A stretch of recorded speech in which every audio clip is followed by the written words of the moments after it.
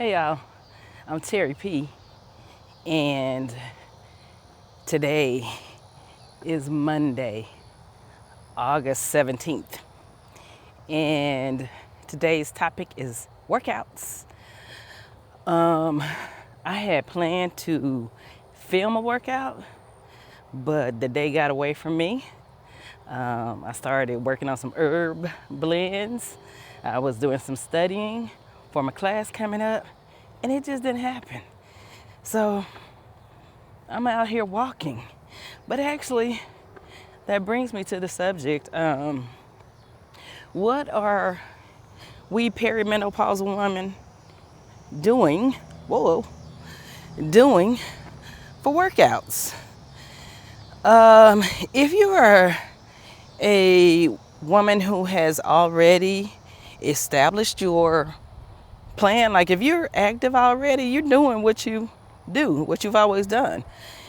If you are low active to mid active, and a lot of us are, because we get in that perimenopause and our bodies hurt, these weird new pains, frozen shoulder, your feet start messing up, and so you don't really feel like getting out. So you have to just reestablish this being active in some kind of way. I'm gonna stop walking because just trying to walk and hold up the phone at the same time, it's not working. Or maybe I'll walk slower. So I would say a perimenopausal woman who is low active to mid active does very well with 1 to 2 days in the gym weight training. We need to weight train, y'all. And 3 or more days of just walking. Walking is such a beneficial activity. It's regular, it's normal. And because we live, especially those of us who live here in Texas, you can't go anywhere without having to get in a car. So we go from the house to the car to our jobs, and there's not a lot of walking, not a lot of activity. And so we just get stiff and we start hurting. So you have to reestablish the basics. Sometimes it's just about getting our habits together, taking time for us, claiming yourself. Oh, is that the sun? That's pretty. Oh, it's a cloud. Y'all know I be getting distracted. But claiming time for yourself, because this time that we take to either walk, go to the gym solo, and don't be afraid to go to the gym solo, child. Go find you a piece of equipment. Actually, we don't even really need a whole bunch of equipment. A lot of times what I suggest is stretch bands, body weight activity, low weight kettlebell carries, and doing that. And you know what? It doesn't feel like a lot, but listen, when you do that on repeat, you may not feel it right then. You're gonna feel it the next day or the day after that.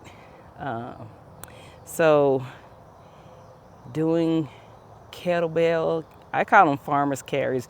They're actually called farmer's carries, or some people call them kettlebell carries or whatever. You can carry small weights and do that 2 to 3 times, 2 times a week, not 3. Also, if you are doing overheads, like overhead carries, you don't even have to get serious about a machine. Have your 2 to 5 pound weights above your head, especially if you have frozen shoulder. That's gonna hurt, but it will give you some workability. And walk. Get to where you can walk for 45 minutes to an hour. However, don't even worry about miles. Start out with a 10 to 15 minute walk. Increase that to where you get to 45 minutes to an hour. Do your low weight carries. Another thing, I am going to do this on Friday. I'm going to film this. We need to be doing some impact on our ankles and our feet. We're so soft that anytime anything happens, we're going to break ankles, break toes. So we need to be putting some weight on those things. Anyway, that's it. Let me get the rest of my walk in. But I wanted to pop on because I said I was going to do this today. And so this is it for today. I'm Terry P. I hope y'all have a good evening and a good week. Do a little bit of walking this week, a little bit of carrying something, and some stretching. Ooh, don't forget stretching. That's very important.